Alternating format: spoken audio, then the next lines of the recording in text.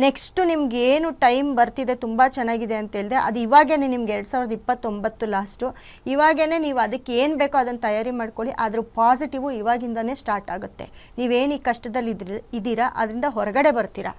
ನಮ್ಮ ನಂಬರ್ಗೆ ಕರೆ ಮಾಡಿ ನೀವು ಆನ್ಲೈನ್ ಮುಖಾಂತರ ತರಿಸ್ಕೊಳ್ಳಿ. ಗುರುಗ್ರಹದೊಂದು ಬ್ರೇಸ್ಲೆಟ್ ಆಗಿರ್ಬೋದು, ಸ್ಟೋನ್ ಆಗಿರ್ಬೋದು ತೊಗೊಂಡು ನಿಮ್ಮ ಮನೇಲಿ ಇಟ್ಕೊಳ್ಳಿ, ತುಂಬ ಒಳ್ಳೆಯದಾಗುತ್ತೆ. ಬಟ್ ನಿಮ್ಮ ಜಾತಕ ತುಂಬ ಚೆನ್ನಾಗಿದೆ. ಮುಂದೆ ನಿಮಗೆ 2029ರಿಂದ ತುಂಬ ರಿಚ್ ಆಗುವಂಥ ಜಾತಕ ನಿಮ್ಮದು. ತುಂಬ ಯೋಗ ಬರೋವಂಥ ಒಂದು ಟೈಮು ಅದಾಗಿರುತ್ತೆ. ಓಕೆ, ಧನ್ಯವಾದ ಸರ್ ಕರೆ ಮಾಡಿದ್ದಕ್ಕೆ. ಮೇಡಮ್, ಇವತ್ತಿನ ದಿನ ಯಾವ ಬಣ್ಣ ಯೂಸ್ ಮಾಡಬೇಕು ಮತ್ತು ಟಿಪ್ಸ್ ಕೂಡ ಹೇಳ್ತೀನಿ ಅಂದಿದ್ರೆ, ಇವತ್ತು ಏನು ಮಾಡಬೇಕು ಅಂತ ನೋಡಿ. ಇವತ್ತು ಕಲರು ಅಂತ ಬಂದಾಗ ಪಿಕಾಕ್ ಗ್ರೀನ್ ಅಂತ ಹೇಳ್ತೀವಿ. ಪಿಕಾಕ್ ಗ್ರೀನ್ ಅಂತಂದರೆ ಇವಾಗ ನವಿಲು ಏನು ಕಲರಲ್ಲಿ ಇರುತ್ತೆ ಆ ಒಂದು ಕಲರನ್ನು ಇವತ್ತು ಯೂಸ್ ಮಾಡಿದ್ರೆ ತುಂಬ ಒಳ್ಳೆಯದಾಗುತ್ತೆ. ಮತ್ತು ನೇರಳೆ ಬಣ್ಣ ಅಂತಲೂ ಕೂಡ ಹೇಳ್ತೀವಿ.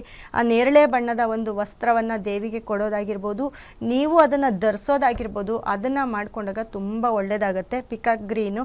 ಮತ್ತು ಇವತ್ತು ದೇವರಿಗೆ ಹೂವು ಅಂತ ಬಂದಾಗ ನೋಡಿ, ಇವತ್ತು ಒಂದು ಮಲ್ಲಿಗೆ ಆಗಿರ್ಬೋದು, ಸಂಪಿಗೆ ಹೂವು ಅಂತ ಸಿಕ್ಕುತ್ತೆ. ಸಂಪಿಗೆ ಹೂವು ಆಗಿರ್ಬೋದು, ಇದನ್ನು ಇಟ್ಟಾಗ ದೇವಿ ತುಂಬ ಪ್ರಸನ್ನಳಾಗ್ತಾಳೆ. ಮತ್ತು ಬಿಳಿ ಬಣ್ಣದ ಯಾವುದೇ ಹೂವನ್ನು ಇಟ್ಟರು ಕೂಡ ದೇವಿಗೆ ತುಂಬ ಇಷ್ಟ ಆಗುತ್ತೆ. ಯಾಕಂದರೆ ಇವತ್ತೆಲ್ಲ ಶ್ವೇತ ವಸ್ತ್ರದಲ್ಲಿ ಇರ್ತಾಳೆ. ಮತ್ತು ಏನೇ ಅವ್ರ ಮೇಲೆ ಆಭರಣ ಇದ್ದರೂ ಅದೆಲ್ಲ ಬಿಳಿ ಬಣ್ಣದ್ದೇ ಆಗಿರುತ್ತೆ. ಯಾಕಂದರೆ ಬಿಳಿ ಬಣ್ಣಕ್ಕೆ ಟರ್ನ್ ಆಗಿರುತ್ತೆ.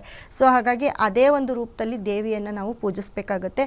ಜೊತೆಗೆ ನೀವು ಕೂಡ ನೇರಳೆ ಬಣ್ಣ ಅಥವಾ ಪಿಕಾಕ್ ಗ್ರೀನ್ ಬಟ್ಟೆನ ಹಾಕೊಂಡಾಗ ತುಂಬ ಒಳ್ಳೆಯದಾಗುತ್ತೆ. ಏನೂ ಇಲ್ಲ ಅಂದರೆ ಆ ಒಂದು ಕಲರ್ ಬಟ್ಟೆನ ಹಾಸ್ಕೊಂಡು ಅದ್ರ ಮೇಲೆ ಕೂತ್ಕೊಂಡು ನೀವು ದೇವ್ರನ್ನ ಪ್ರಾರ್ಥನೆ ಮಾಡಿಕೊಂಡ್ರು ಕೂಡ ಅದರ ಒಂದು ಪಾಸಿಟಿವು ನಿಮಗೆ ಸಿಗ್ತಾ ಹೋಗುತ್ತೆ.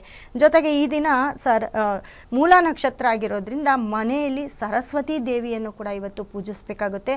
ಸರಸ್ವತಿ ದೇವಿಯ ಆರಾಧನೆಯನ್ನು ಕೂಡ ಮಾಡಿ ತುಂಬ ಒಳ್ಳೆಯದಾಗುತ್ತೆ. ನಿಮ್ಮ ಮನೆಯಲ್ಲಿ ಮಕ್ಕಳು ಯಾರೆಲ್ಲ ವಿದ್ಯಾಭ್ಯಾಸ ಮಾಡ್ತಿದ್ದಾರೆ ಅವ್ರಿಗೋಸ್ಕರ ಪುಸ್ತಕ ದೇವ್ರ ಮುಂದೆ ನಿಮ್ಮ ಬುಕ್ಸನ್ನು ಇಟ್ಟು ಪೂಜೆ ಮಾಡಿ ಆ ಸರಸ್ವತಿ ದೇವಿಯನ್ನು ಕೂಡ ಇವತ್ತು ಅಂದ್ಕೊಂಡು ಆರಾಧಿಸ್ಕೊಳ್ಳಿ, ಪ್ರಾರ್ಥನೆ ಮಾಡಿ, ತುಂಬ ಒಳ್ಳೆಯದಾಗುತ್ತೆ. ಮಕ್ಕಳಿಗೆ ಒಳ್ಳೆ ವಿದ್ಯೆ ಬರುತ್ತೆ. ಜೊತೆಗೆ ಇವತ್ತು ನೈವೇದ್ಯ ಅಂತ ಬಂದಾಗ ನೋಡಿ, ಇವತ್ತು ತೆಂಗಿನಕಾಯಿ ಅನ್ನ ಅಂತ ಹೇಳ್ತೀವಿ. ತೆಂಗಿನಕಾಯಿ ಕೊಬ್ಬರಿಯಿಂದ ಮಾಡಿರೋ ಅಂತಹ ತೆಂಗಿನಕಾಯಿ ಅನ್ನ ಆಗಿರ್ಬೋದು, ಅಥವಾ ತೆಂಗಿನಕಾಯಲ್ಲಿ ರುಬ್ಬಿ ಗಸಗಸೆ ಹಾಕಿ ರುಬ್ಬಿ ಬರೀ ತೆಂಗಿನಕಾಯಲ್ಲಿ ಹಾಲು ಮಾಡಿ ಪಾಯಸ ಮಾಡುವಂಥದ್ದಾಗಿರ್ಬೋದು, ಅಥವಾ ಕೊಬ್ಬರಿ ಬರ್ಫಿ ಆಗಿರ್ಬೋದು. ಇದನ್ನು ಮಾಡಿ ಇವತ್ತು ನೈವೇದ್ಯ ಇಟ್ಟರೆ ತುಂಬ ದೇವಿಗೆ ಪ್ರಸನ್ನಳಾಗ್ತಾಳೆ. ಯಾಕಂದರೆ ಇವತ್ತು ಮಹಾಗೌರಿಗೆ ಆ ಒಂದು ನೈವೇದ್ಯ ಇಟ್ಟಾಗ ತುಂಬ ಶ್ರೇಷ್ಠ ಅಂತ ಹೇಳ್ತೀವಿ. ನಿಮ್ಮ ಕೈಲಾದಾಗ ಮಾಡಿ. ಏನೂ ಇಲ್ವಾ, ನಿಮ್ಮ ಕೈಲಾಗಿಲ್ವಾ, ತೆಂಗಿನಕಾಯಿನ ಒಡೆದುಬಿಟ್ಟು ಅದನ್ನೇ ನೈವೇದ್ಯ ಮಾಡಿ. ಯಾಕಂದರೆ ಇವತ್ತಿನ ದಿನ ತೆಂಗಿನಕಾಯಿ ತುಂಬ ವಿಶೇಷವಾಗಿದೆ.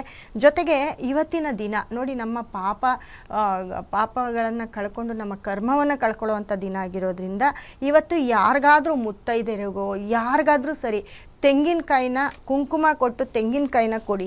ಅಥವಾ ತೆಂಗಿನಕಾಯಿ ಯಾರು ನಿಮ್ಮ ಮನೆಗೆ ಬಂದಿಲ್ವಾ, ನೀವೇನು ಪೂಜೆ ಮಾಡಿಲ್ವಾ, ಕೊಡೋಕ್ಕಾಗಿಲ್ವಾ, ಎಲ್ಲಾದರೂ ಹೊರಗಡೆ ದೇವಸ್ಥಾನದ ಹತ್ರ ತೊಗೊಂಡು ತೆಂಗಿನ ಚಿಪ್ಪನ್ನು ಯಾರಿರ್ತಾರೋ ಅವ್ರಿಗೆ ದಾನವಾಗಿ ಕೊಡಿ. ತುಂಬ ಒಳ್ಳೆಯದಾಗುತ್ತೆ.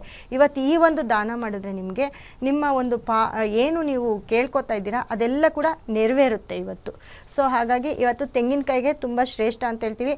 ಮತ್ತು ನೀವು ಕೂಡ ಮನೆಯಲ್ಲಿ ತೆಂಗಿನ ಹಾಲನ್ನು ತೆಗೆದು, ಟೈಮ್ ಇದ್ದರೆ ತೆಂಗಿನ ಹಾಲನ್ನು ತೆಗೆದು ಕಾಯಿಸಿ ಎಲ್ಲರೂ ಒಂದೊಂದು ಸ್ಪೂನು 2 ಸ್ಪೂನು ಅದನ್ನು ಕುಡೀರಿ. ಅಥವಾ ಹಸಿ ತೆಂಗಿನ ಹಾಲನ್ನೇ ಕೂಡ ನೀವು ಅದನ್ನು ಕುಡಿದ್ರೆ ತುಂಬ ಒಳ್ಳೆಯದಾಗುತ್ತೆ. ಓಕೆ ಮೇಡಮ್, ಈ ದಿನದ ವಿಶೇಷತೆ ಬಗ್ಗೆ ಮಾಹಿತಿಯನ್ನು ತಿಳಿಸ್ಕೊಟ್ರಿ, ಧನ್ಯವಾದ.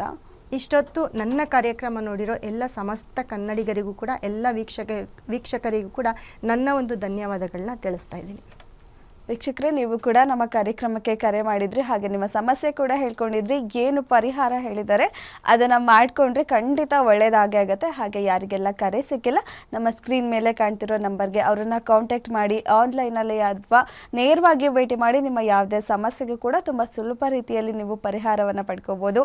ಇದಾಗಿತ್ತು ಇವತ್ತಿನ ಶುಭಮಸ್ತು ವಿಶೇಷ ನೇರ ಪ್ರಸಾರ ಕಾರ್ಯಕ್ರಮ. ನೋಡ್ತಾ ಇರಿ ಗ್ಯಾರಂಟಿ ನ್ಯೂಸ್, ಸುದ್ದಿ ಖಚಿತ, ನ್ಯಾಯ ನಿಶ್ಚಿತ.